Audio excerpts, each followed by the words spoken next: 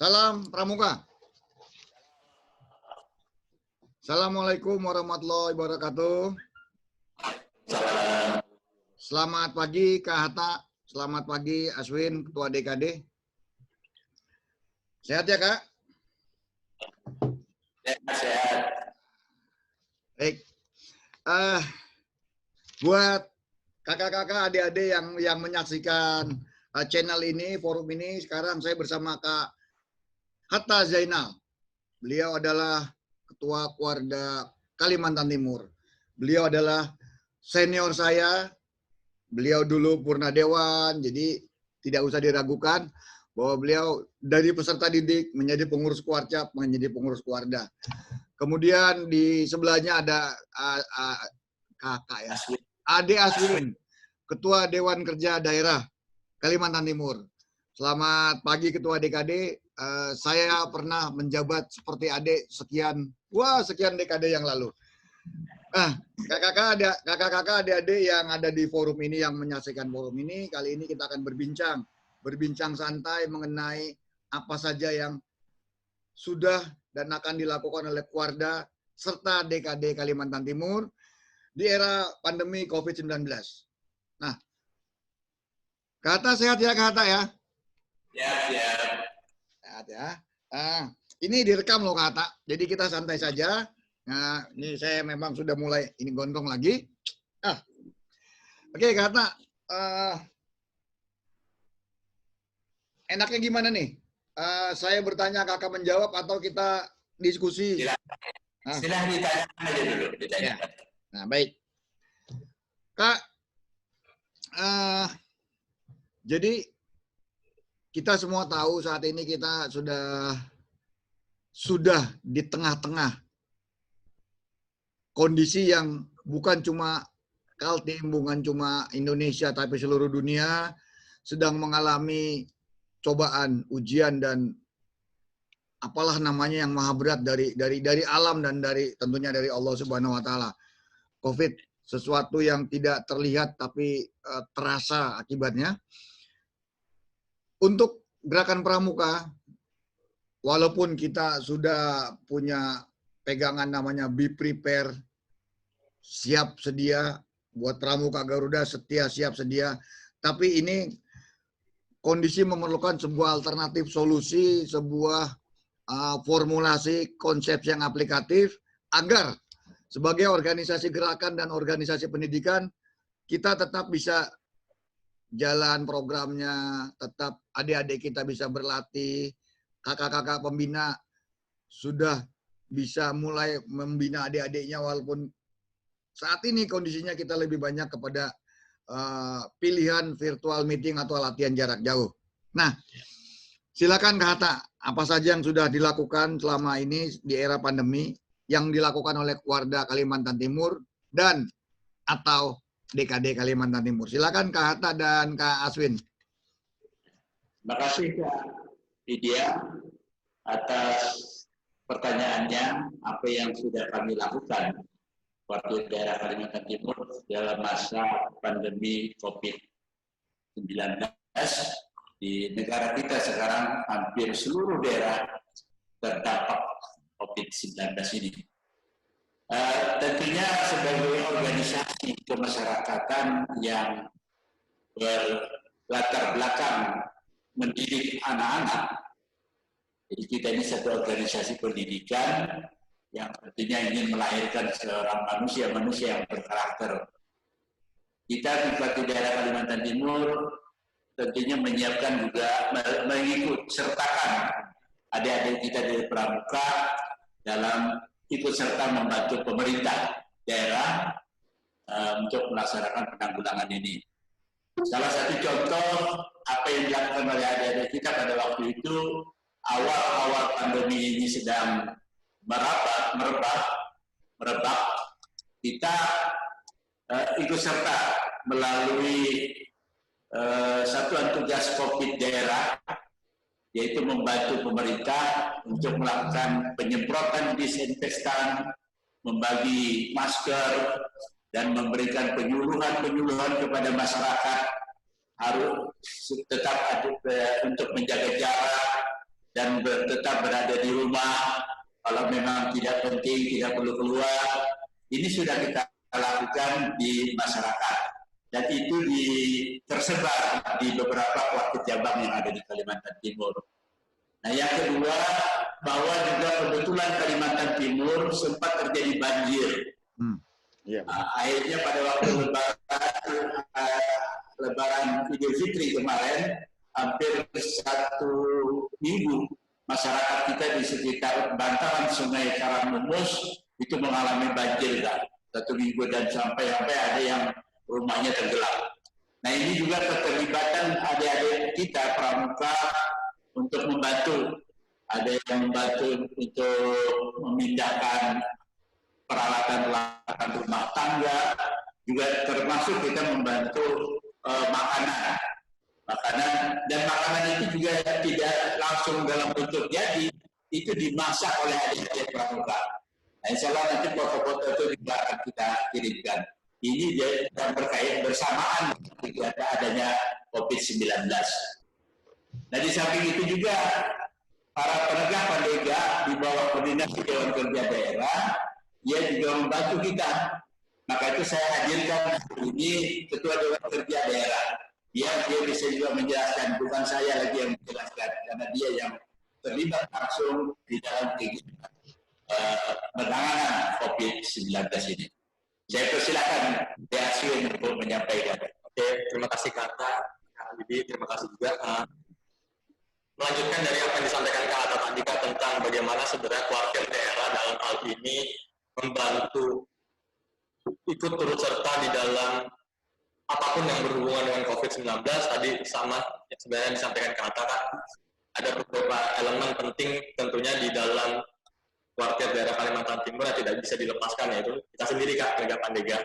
Maka dari itu sebenarnya memang banyak kegiatan yang awalnya kita jadwalkan contoh, tapi pada akhirnya kita juga harus beradaptasi nih Kak. Karena kita tidak bisa selamanya juga berpikir tentang menunggu kapan ini selesai, karena ya tadi tidak ada jaminan kapan selesai, dan daripada kita menunggu sesuatu yang tidak pasti, istilahnya lebih baik kita berpikir lebih luas lah Kak. Maka dari itu memang Dewan Kerja juga aktif sekali Kak dalam membantu penanganan COVID-19 ini, khususnya di Pramuka Peduli yang sepertinya lagi outstanding hari ini Kak. Semua wakil daerah, wakil cabang, wakil ranting minggu depan sedang menggerakkan kekuatan penuhnya, yaitu Pramuka Pedulinya di masing-masing cabang Kak. Nah, tadi seperti yang disampaikan Kak Atta, bahwasannya pada akhirnya yang harus langsung turun nih Kak ke lapangan melihat situasi dan kondisi. Sama tadi Kak, kemarin ada beberapa kegiatan yang sudah dilakukan wakil daerah dalam hal ini Pramuka Peduli, yang pesertanya juga pramuka penegak pandega, seperti apa yang diinginkan Kak Atta, bahwasanya kita juga harus mulai mandiri nih tentang ada pelatihan hidroponik. Maksud kita adalah hal sekecil apapun, kalau itu bisa dikerjakan secara serius, itu pasti berdampak. Dan ya tadi salah satu contoh kecil yang sudah dilakukan dari kemarin dan hari ini masih terus berjalan Kak, kegiatan itu yaitu kegiatan hidroponik yang sudah diikuti oleh wakil cabang se-Kalimantan Timur, yang kebetulan dibagi dari 2 sesi nih Kak. Jadi kita ingin fokus, ada sesi pertama yang diikuti 5 wakil cabang, nanti ada sesi kedua lagi yang diikuti oleh 5 wakil cabang, kebetulan di wakil daerah Kalimantan Timur. Jadi intinya adalah sebenarnya apapun sebenarnya bisa kita lakukan, yang penting kita tidak terpaku akan satu hal. Seperti itu Kak. Baik, terima kasih Kak Yasin ya, yang sudah mengikut memberikan penjelasan. Yang jelas bahwa ini kayaknya kita sudah menyiapkan diri untuk bagaimana kelanjutan dampak daripada COVID-19 ini. Ya, salah satu contoh, adik-adik kita sekarang kami persiapkan untuk mendapat pengetahuan tentang bagaimana melakukan penanaman dalam sistem hidroponik. Nah, ini sudah kami latih pada adik-adik kita, karena tidak hanya terbatas pada adik-adik. Kalau adik-adik kita sudah punya, dia harus mengembangkan dirinya kepada masyarakat. Sehingga misalnya dia bisa nanam sayur-sayuran, apa itu kangkung, apa itu kacang-kacangan, atau selada, dan sehingga adik-adik kita ada hasil. Jadi ini bentuk hasil data. Di samping pun latihan-latihan kepramukaan tetap kita lakukan, dan karena COVID, akhirnya banyak para pembina melakukan melalui virtual. Ini pun sudah dilakukan kawan-kawan kami di seluruh wakil cabang, sehingga mereka secara terus-menerus saya anjurkan dalam kondisi juga ya, masing-masing wakil sekarang juga ada sedikit gangguan masalah pendanaan dan hampir bantuan-bantuan yang diberikan oleh pemerintah juga mengalami pemotongan secara nasional gitu ya. Nah ini juga tapi saya kira tidak menjadi masalah itu. Jadi bukan karena dana, tapi yang penting ada semangat dulu. Saya membangun semangat dulu kan, agar supaya sesuai dengan tekad kita sebagai anggota pramuka yang sudah menyelesaikan Trisatya dan Dasadharma, ini harus kita terus tumbuh kembangkan. Maka itu kegiatan yang tahap setelah pasca. Sebenarnya ini belum bisa dikatakan pasca ya. Kenapa saya katakan demikian? Karena waktu kemarin kita banyak terjangkitnya wabah ini datang dari luar. Tapi saat ini saya anggap ini modelnya pasca kedua, kejadian yang kedua ini malah transmisi lokal yang sekarang berkembang. Itu tidak hanya hampir di beberapa kuartal, itu yaitu seperti Samarinda, Balikpapan, Kutai Kartanegara, Bontang, Kutai Timur, dan Berau, PPU, Pasir, kecuali Mahakamulu dari 10 keluarga, Mahakamulu yang masih sekarang betul-betul nol, tidak ada yang terjangkit dan lain sebagainya. Nah ini dari 9 ini kami lebih mewaspadai lagi kan. Jadi kalau kemarin kami bagi-bagi masker, ini sekarang sudah jadi yang kami bagi sudah pada pisil yang tertutup. Jadi juga sudah kami lakukan pembagian kepada para pedagang pedagang sayuran, ya, termasuk juga pedagang kue-kue yang ada di pinggir-pinggir jalan. Ini kami berikan. Kami sudah menyerahkan di 2 kuartal, yaitu kuartal Samarinda dan kuartal Kutai Kartanegara. Sambil menunggu lagi bantuan, akan kami buat lagi, akan diserahkan lagi kepada seluruh kuartal Jakarta. Kalaupun nanti kuartal juga saya anjurkan, kalau memang ada dana, tolong buat. Kalau perlu di karya adik-adik sendiri yang membuat lebih murah kan, gitu, daripada kita membeli. Nah ini semua harapan kita nanti akan kita lakukan kepada masyarakat kita. Nah ini contohnya Kak. Mas. Jadi tertulis di situ Pramuka Peduli Wakil Daerah Kalimantan Timur. Dan perlu kita ketahui juga sebelum adanya terbentuknya di Kalimantan Timur ini yang kita fungsikan ada Pramuka Peduli. Jadi belum berbentuk satgas. Nah, tapi setelah ada anjur Wakil Nasional berbentuk satgas. Jadi itu belum semua keluarga kami dibentuk. Satgas ada baru beberapa keluarga yang sudah membentuk, tapi kita harapkan juga semua keluarga juga membentuk satgas. Ya, alhamdulillah ini sudah saya sampaikan kepada seluruh wakil cabang. Mungkin ini yang pertama Pak Media. Terima kasih. Baik Kak Aswin, terima kasih. Jadi yang saya tangkap intinya tadi penjelasan Kak Atta terakhir adalah semangat. Semangat, spirit, bagaimana kita sebagai insan yang bergerak di organisasi Gerakan Pramuka bisa menjadi pelopor, Kak. Pelopor tentunya untuk bagaimana di kedepannya di era yang sekarang ini sudah mulai mengkhawatirkan. Bagaimana kita menjaga, mengajak, mendidik adik-adik kita tetap mau cuci tangan, pakai masker, jaga jarak, dan hindari kerumunan. Tentunya Kak, bahwa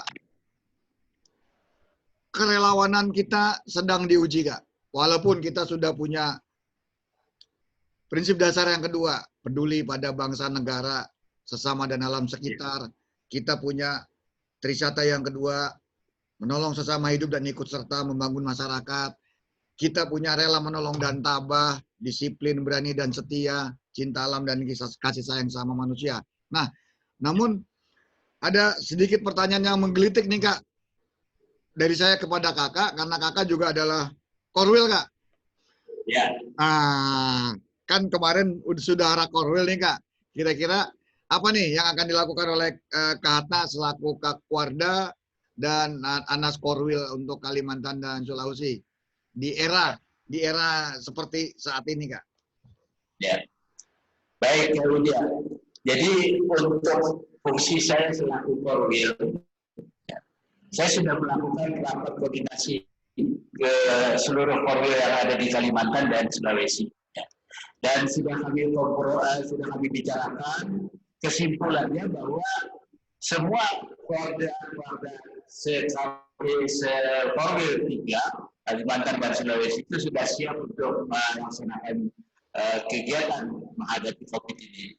Nah, lebih-lebih yang seperti dilakukan oleh Sulawesi Selatan, oleh Kalimantan Selatan, ya sudah yang pada saat itu dia melakukan, saya kira ini. Memang tinggal ada 2 keluarga yang kemarin tidak ikut, yaitu keluarga Sulawesi Utara dan keluarga Gorontalo.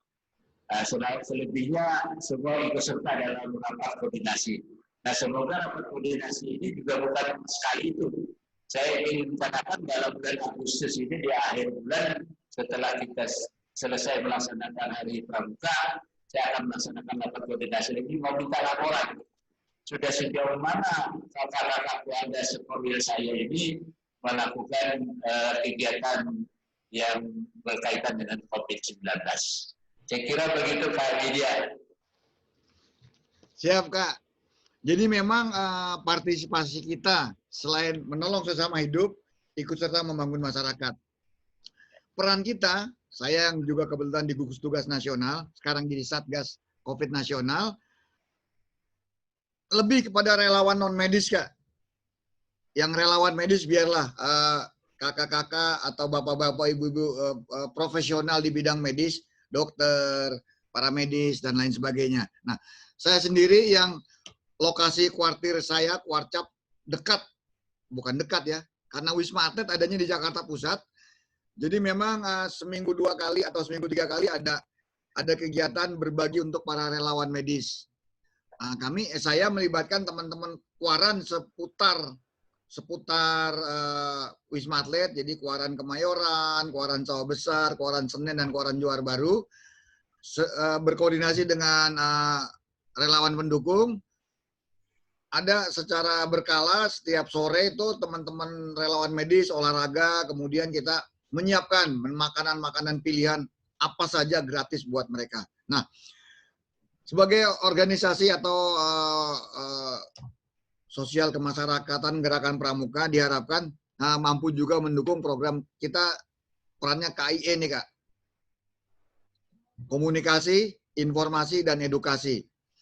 Jadi kita berkomunikasi bagaimana protokol kesehatan di era COVID-19 ini bisa dijalankan secara disiplin, berani, dan setia.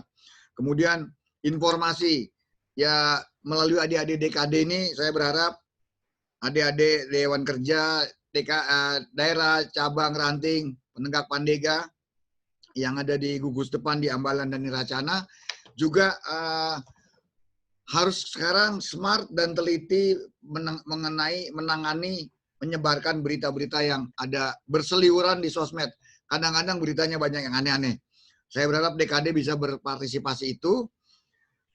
Dan satu hal Kak Hatta, ini kita nih sekarang sedang menuju Hari Pramuka yang ke-59 Kak. Ini saya patahin penjelasan saya.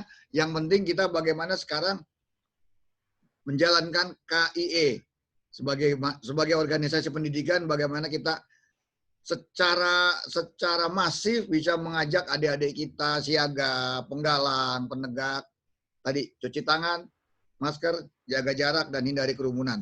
Nah, Kaltim nih, bagaimana nih Kak menghadapi kita memperingati Hari Pramuka ke-59 di suasana yang spesial seperti saat ini. Silakan Kak Hatta dan Kak Aswin. Dalam dari hari pramuka yang ke-59, Tadi dia kami ini sedang melaksanakan lomba video pendek ya, yang berkaitan dengan masalah COVID-19 yang juga kita minta untuk menghadapi new normal. Jadi bagaimana caranya melaksanakan, bukan berarti ini masyarakat itu banyak salah kaprah. Setelah dinyatakan new normal, seolah sebebas-bebasnya. Nah, padahal yang namanya new normal dia tetap ya kesehatan. Saya kira bukan berarti bebas, tidak harus pakai masker. Nah, kebetulan saya ini juga mengelola masjid, saya pengurus masjid. Satu contoh pernah saya tegaskan di masjid saya, apabila masuk masjid ini tidak pakai masker, keluar. Tidak boleh sholat di sini. Nah, pernah ada yang saya, loh, saya ini bukan teroris. Dan kalau pakai masker haram. Bayangkan kalau menghadapi orang-orang yang seperti ini. Saya jelaskan, merasakan bahwa ini mengganggu. Tapi kan ini kepentingan orang banyak, bukan kepentingan pribadi. Kalau kepentingan kamu silakan kamu asal jangan dikenal orang banyak. Tidak menggunakan masker. Tapi sementara tidak boleh. Saya keluarkan. Dengan tegas saya katakan itu. Ya alhamdulillah kemarin saya dikunjungi masjid saya pas sholat Idul Adha. Ada kawan saya kebetulan dia jadi wakil gubernur LMHA Akabri, orang Samarinda. Dia datang, dia puji. Wah hebat ini masjid ini katanya. Saya akui disiplin. Ini contoh. Jadi menanamkan rasa disiplin kepada masyarakat kita atas anjuran oleh pemerintah ini masih sulit dilakukan. Ya, contohnya jalanan sekarang tidak sunyi lagi. Waktu awal-awal COVID, sunyinya bukan main. Tapi setelah ada new normal, bisa bebas, asal pakai masker, oke, pakai masker. Tapi tetap saya katakan bahwa kita tetap menjaga gitu. Dalam rangka ini kita jangan sampai terpengaruh hanya dengan kebebasan itu.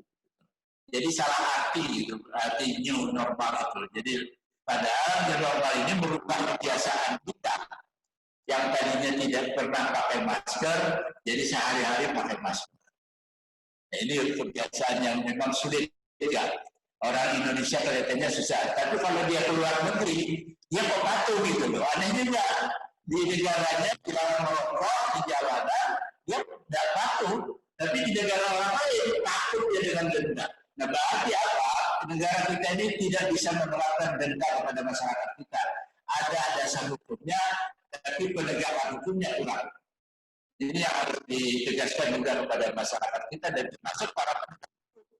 Jadi jangan dilihat saja kalau penegak hukum kita kasih contoh ya akhirnya sama aja di masyarakat kita seperti ini.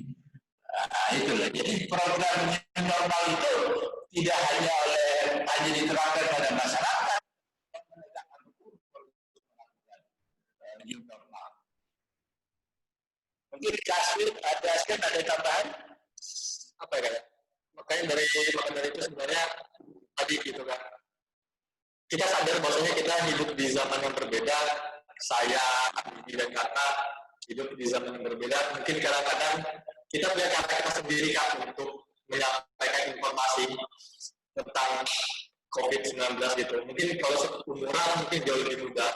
Maka dari itu sebenarnya Dewan juga punya berbagai macam pendekatan kan.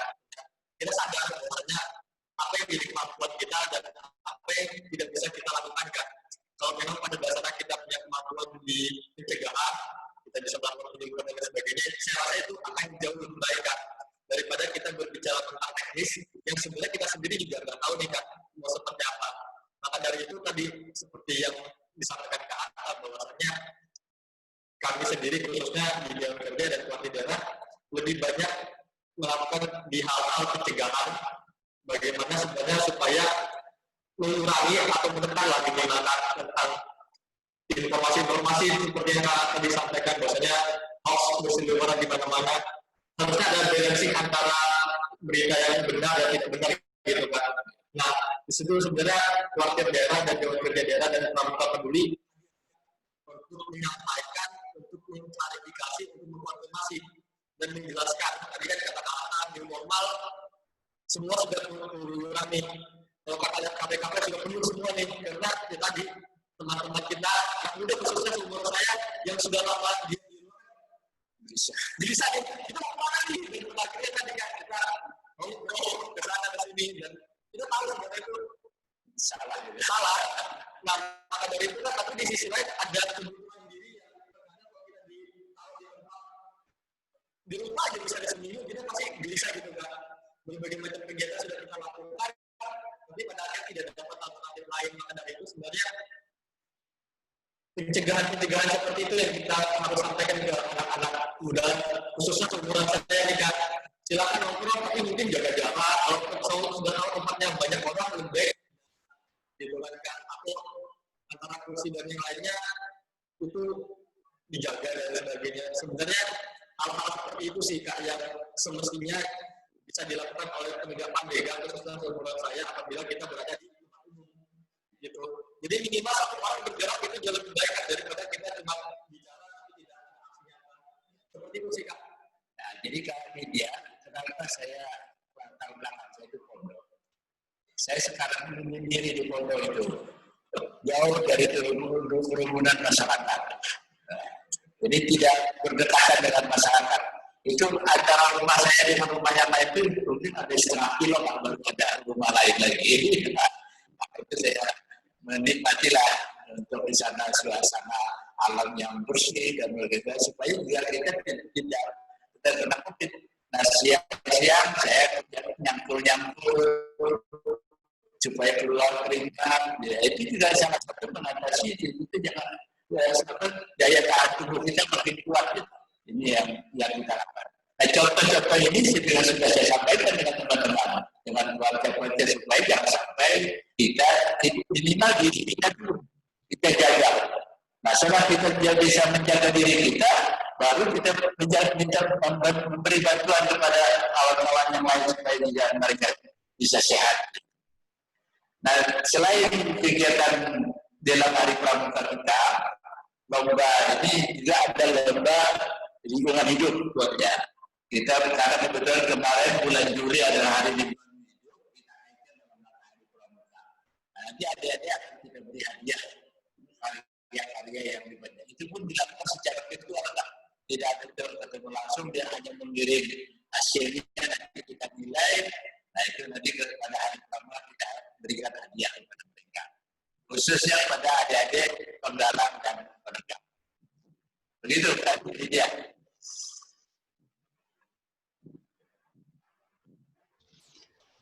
Ya itulah apa yang harus kita lakukan. Tentunya kami juga sudah monitor Kalimantan Timur membuat lomba video pendek. Ya ini Aswin nyolong start nih karena Kuanas juga mau bikin. Ya mudah-mudahan pada saat Kuanas bikin edaran, Kaltim sudah siap dengan juara-juaranya. Nah tapi sebelumnya kami juga dari Humas Kuanas akan melakukan semacam workshop kehumasan yang akan diikuti oleh Humas, Dewan Kerja dan staf dari seluruh Kuarda dan Kuarcap. Insya Allah bisa jalan karena sepertinya sudah disetujui. Tujuannya begini Kak Hatta dan Kak Aswin, bahwa sudah saatnya kita punya format yang sama untuk pelaporan, untuk pemberitaan, untuk publikasi, untuk news. Sehingga ketika Kuarcap membuat publikasi, buat promosi, buat berita itu juga format yang sama, kita nggak kerepotan lagi Kak Hatta, Kak Aswin. Karena semua format sudah sama. Kemudian masalah lomba-lomba, kalau perlu nanti juga bikin lomba tutorial Kak Ketua DKD nih. Bagaimana lomba tutorial membuat tapak kemah yang ideal di era pandemi. Misalnya satu sangga 8 orang, berarti akan ada 8 tenda pribadi. Akan ada 8, karena satu orang, satu tenda. Divideokan. Ya kalau bisa sekarang virtual tentang teknik kepramukaan, kenapa tidak? Atau misalnya lomba virtual masak pisang rebus. Bahannya pisang, alatnya panci, caranya rebus. Kira-kira seperti itu. Jadi kenapa tidak DKD misalnya teman-teman dari bidang lead app, bidang binbang, bidang giat melakukan bukan lomba ya, semacam uji coba membuat virtual tutorial. Kenapa tidak?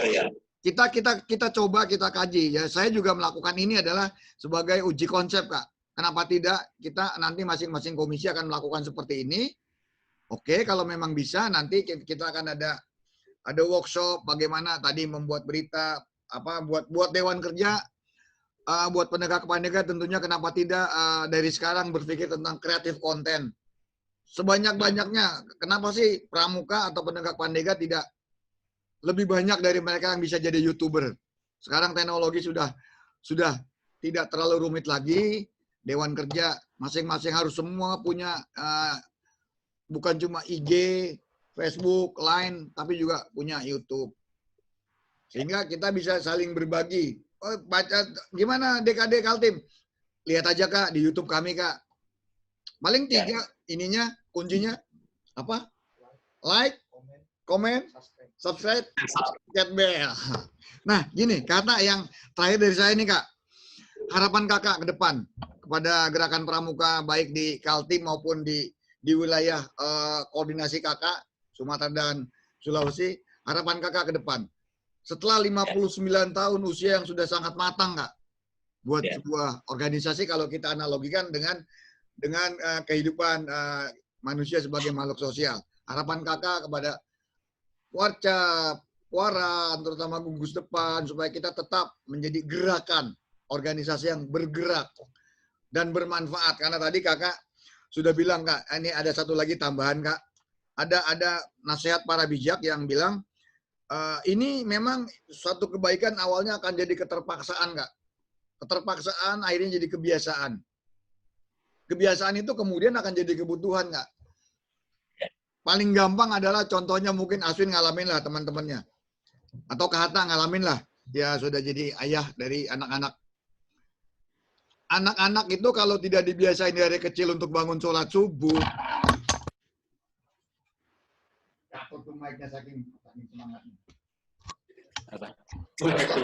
Kalau tidak diajarin dari kecil bangun sholat subuh, maka begitu SMA setengah mati bangunin sholat subuh. Itu kan pembiasaan. Makanya ada hadis yang bilang kalau anakmu sudah 10 tahun nggak mau sholat, boleh. Jadi tadi Kak, ini masker ini kalau dari terpaksa biasa kemudian jadi kebutuhan. Saya karena banyak tas Kak, di semua tas ada masker. Paling nggak 2. Ya kan? Nah, buat DKD, yuk sama-sama karena bersama-sama dengan orang dewasa, apalagi enak, keluarganya adalah purna dewan, aktivis dari peserta didik, bahwa sebaik-baik manusia adalah manusia yang bermanfaat buat yang lainnya. Nah, silakan Kak Hatta, Kak Aswin, harapan kakak-kakak ke depan nih untuk gerakan pramuka, utamanya untuk pramuka di Kalimantan Timur. Silakan Kak Hatta, Kak Aswin. Baik Kak Media, sebelum menyampaikan harapan, perlu diketahui oleh Kak Media, memang membuat kebiasaan itu sudah tidak mudah. Apalagi sudah terbiasa dan baik, susah berubah menjadi baik. Jadi ini memang menjadi faktor utama yang harus dihadapi oleh gerakan pramuka untuk minimal di lingkungan gerakan pramuka. Kalau bisa menyebar pada masyarakat,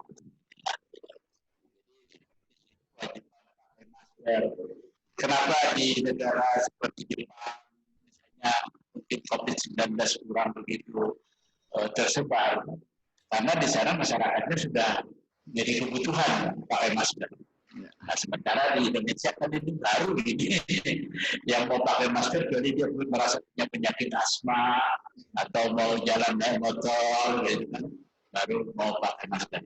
Nah, sementara sekarang ini dengan kondisi sekarang maka mau tidak mau kita harus menggunakannya. Nah, makanya inilah tugas pendidikan bagi kita dari gerakan pramuka. Nah, apa harapan kita ke depan Gerakan Pramuka Indonesia? Yang pertama, saya melihat bahwa kita ini belum bisa menertibkan data keanggotaan. Ya. Contoh saja, sejak dulu sejak masih anak ini, saya sudah mendengar selalu diminta laporan data potensi anggota pramuka. Tapi katanya semuanya setiap kali kumpul-kumpul. Karena kita anak didik, ya, dari siaga usia dari 10 tahun sampai dari 7 tahun sampai 10 tahun, ini kadang-kadang kita tidak pernah datang mengumpulkan. Tidak pernah kita melakukan pergeseran dari siaga ke dalam. Pernahkah ada pergeseran dari siaga ke dalam? Terus diketahui, oh ini ada kita sudah pengalaman. Kadang-kadang kita tidak menyalahkan bahwa dia mungkin masuknya siaga, masuk. Tapi administrasi. Kelemahan administrasi itu ada staf. Maka itu yang harus kita bangun ini staf dulu. Yang profesional yang ada di kuartir. Jadi tidak bisa lagi yang kita cari tenaga profesional supaya mau tidak mau kita harus carikan dia punya kemampuan penghasilan. Ya, memang sebagai pembina pramuka, sebagai pelatih kita harus tunjukkan sukarela. Tapi bagi yang mengelola administrasi harus kita bayar. Kalau tidak dibayar ya sampai kapanpun tidak akan pernah data ini. Saya yakin itu tidak akan pernah balik. Nah itu yang pertama. Yang kedua, ya kita ini kan selalu mencari bentuk. Ya. Kadang-kadang satu pelatih, oh maunya seperti ini gitu. Tapi tidak pernah dibakukan. Maka itu saya kemarin pada waktu sebelum perubahan pengurus Kuarmas itu kita pernah diundang. Setelah Munas sudah salah waktu itu, kita diundang para pelatih-pelatih merumuskan masalah kesalahan lain di organisasi kita. Dan kita sudah menyiapkan bulan baru yang dibahas kemarin hanya masalah saka. Padahal peraturan yang ada di kita ini kan tidak masalah saka saja. Ya. Pakaian seragam mungkin harus diperbaiki. Belum lagi petunjuk-petunjuk pelatihan, misalnya apakah SKU kita ini sudah bagus gitu, atau sesuai dengan kondisi perkembangan zaman kita. Gitu. Tapi ini belum sempat, belum lagi tatanan organisasi kita. Habis Munas, bikin tata kerja, bikin struktur yang tidak pernah dibentuk dalam satu aturan. Contohnya, Pak Warnas terpilih bentuk langkah A, B sampai 8. Adakah petunjuk menunjukkan itu? Misalnya harus ada komisi litbang, harus ada komisi algakum, harus ada komisi lain-lain, misalnya termasuk ketahanan bela negara. Kita tidak pernah, tapi ini merupakan keinginan pimpinan yang terpilih gitu, atau keinginan formatur. Harusnya ada aturannya, atau kalau itu sudah ada, bikin menambah, lalu ini sama. Contohnya ada yang mau diadil ketua harian, misalnya ketua harian, harus ada petunjuk boleh mengadakan ketua harian, asal keluarganya yang punya waktu yang kurang. Dan kita kadang-kadang memilih keluarga itu ada keinginan dari atas. Kalau kita ambil keinginan bawah, belum tentu bisa sama, bisa jokin. Nah ini harus menjadi pikiran kita gitu loh. Nah tidak hanya mau jalan, jadi masalah aturan lain di organisasi atau di Gerakan Pramuka belum bisa negara dengan baik. Berkali-kali saya juga sudah ingatkan dan setiap kita rakernas, setiap saya kontak sama Pak Hairul, jadi juga belum pernah muncul gitu. Nah, apalagi kita sudah kemarin mengajukan adanya perubahan undang-undang Gerakan Pramuka. Sekarang akibat COVID dihilangkan lagi, tidak dibahas ya, karena di prolegnas dihilangkan lagi. Nah ini kan sudah kesempatan, sementara kondisi undang-undang yang ada itu sudah tidak sesuai dengan kondisi kita sekarang. Nah, jadi ini dia masalah aturan-aturan organisasi. Nah selain itu juga kita betul-betul kalau kita ingin maju, ya kita bisa mengikuti perkembangan zaman, menyesuaikan dengan kondisi yang berkembang sekarang ini. Pada kita teknologi, dan sekarang kita rasakan nggak? Setelah adanya teknologi maju ini, kita tidak perlu datang ketemu orang, bisa jarak jauh seperti ini.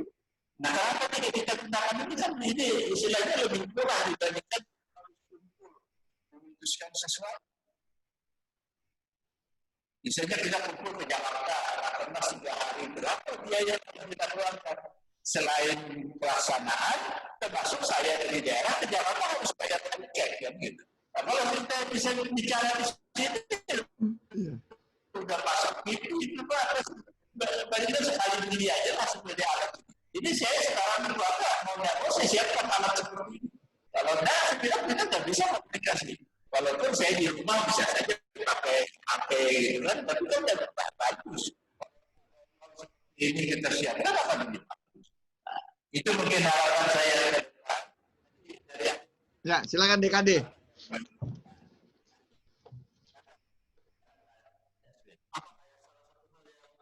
Lihat tadi tentang hari ini, tadi seperti Kak sampaikan Kak itu, jadi sebenarnya nggak ada alasan lagi kalau kita gitu antara satu dan yang lainnya. Kalau selama ini kita punya masalah dengan komunikasi Kak, tapi walaupun kita juga harus sadar Kak bahwasanya memang masih ada keterbatasan di beberapa wilayah yang berhubungan dengan fasilitas pendukung seperti jaringan dan lain sebagainya Kak. Tapi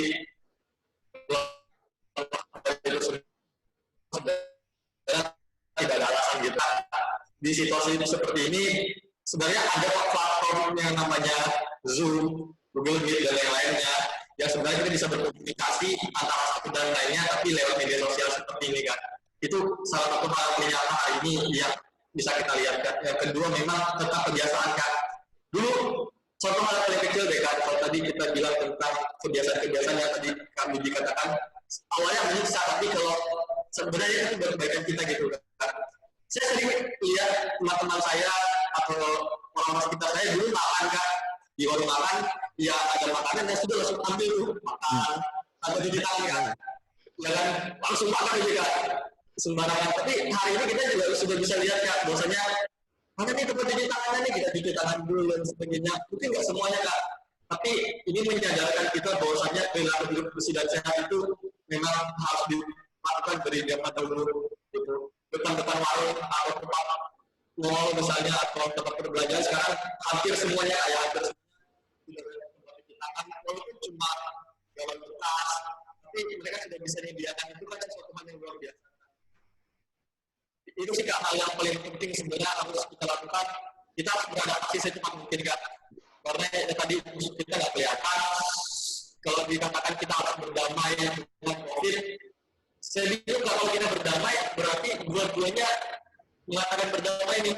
Sedangkan si COVID kan tidak juga. Kalau kita berdamai, definisi kita berdamai berarti kita nyerah gitu Kak. Itu yang sebenarnya harus kita hindari, bahwasanya ya tahu, kita nggak tahu sampai kapan sebenarnya ini tetap ada. Daripada kita terpuruk, daripada kita stres sendiri Kak, lama-lama COVID itu malah nyerang psikis kita Kak gitu, bukan lagi fisik kita. Ya kan, dalam artian ya tadi kita takut, kita parnoan gitu, apalagi orang tua kita yang di rumah, kamu dari mana nih, ngumpul sama siapa nih, mandi dulu dan sebagainya. Jangan sering-sering keluar malam, jangan sering nongkrong di tempat-tempat umum. Maksud kita sebenarnya orang tua kita baik Kak, tapi ya tadi bahwasannya ada hal-hal yang sebenarnya mesti kita jelaskan ke orang tua kita. Mungkin kalau saya cuma sebatas itu Kak, sampai hari ini ambil kita terus berinovasi khususnya di Dewan Kerja Daerah. Kebetulan ada kegiatan juga bincang online dari Dewan Kerja Daerah, Dewan Kerja Cabang, Dewan Kerja Ranting Kalimantan Timur Kak. Nanti kita bagi per sesi seperti yang kemarin waktu itu katakan ke kita, cari dong sesuatu hal yang bisa nyentuh kegiatan ini dan tentunya efektif. Nah ini jawabannya Kak. kami ingin mulai bahwasanya berbincang dengan teman-teman sampai di depan itu sebenarnya mudah dan murah, dan apabila kita bisa emas dalam satu kegiatan yang menarik, kita masih bisa survive. Mungkin saya berharap cuma tahun ini saja ya kita begini, kita nggak pernah berharap bahwasanya ini bakal selamanya. Kalaupun memang pada akhirnya tidak bisa sembuh, minimal ada obat atau ada sesuatu inovasi terbarukan yang bisa melindungi kita. Itu sih Kak dari saya. Mungkin Kak mungkin juga sedikit lagi ya.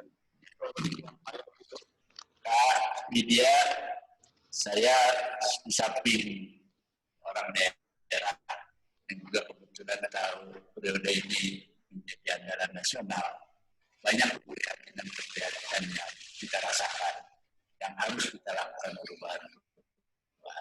Nah, untuk itu ini perlu adanya keterbukaan di antara kita. Dari unsur pimpinan, puncak pimpinan kita sampai ke andalan-andalan. Ya, ini kita sebenarnya kemarin itu saya melihat masih ada kita harus terbuka aja. Kalau itu memang katakan, kan kita ada didikan dari Allah, katakan benar kalau itu benar-benar, katakan salah kalau itu benar salah. Ini yang seringkali kita tidak melakukan. Kita selalu hanya ingin menyenangkan pimpinan. Nah ini jangan sampai pimpinan kita hanya kita ingin senangkan supaya bagus, ternyata menjerumuskan pimpinan. Itu yang saya tidak suka. Ya, banyak sih ingin cara ini. Nah, tapi ini yang harus kita tumbuh kembangkan di lingkungan kita, sehingga kita betul-betul terbuka dan mudah melaksanakan apa saja yang kita ingin lakukan. Memang kita tahu bahwa dukungan dana itu penting.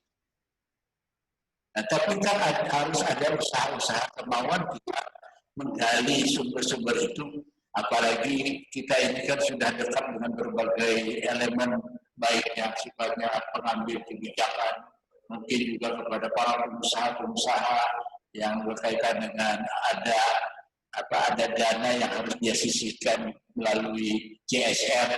Kenapa tidak kita manfaatkan itu semua? Dan saya yakin bahwa kita kan punya ketua CSR di Kuarmas ini, yaitu Pak Mangku. Kenapa tidak kita lakukan itu? Sehingga kita bisa mendapat sumber-sumber dan bisa kita melaksanakan kegiatan dan dirasakan oleh masyarakat. Ini yang harus kita jalankan gitu. Jangan sampai kesempatan ada, peluang ada, tapi kita manfaatkan. Bahwa dengan adanya cara virtual ini, kenapa sih tidak menyulitkan lagi buat kita untuk bisa berkomunikasi, bertatap muka, yang kita ingin bahwa berkomunikasi itu tidak hanya one way atau two way gitu. Tapi kalau bisa bersama-sama lah semua yang lain mendengar apa yang menjadi keinginan kita bersama. Saya kira itu untuk saya, dari saya terima kasih. Semoga bangsa di usia 59 tahun ini bermanfaat bagi anggota pramuka sendiri, termasuk Assalamualaikum warahmatullahi wabarakatuh. Salam pramuka.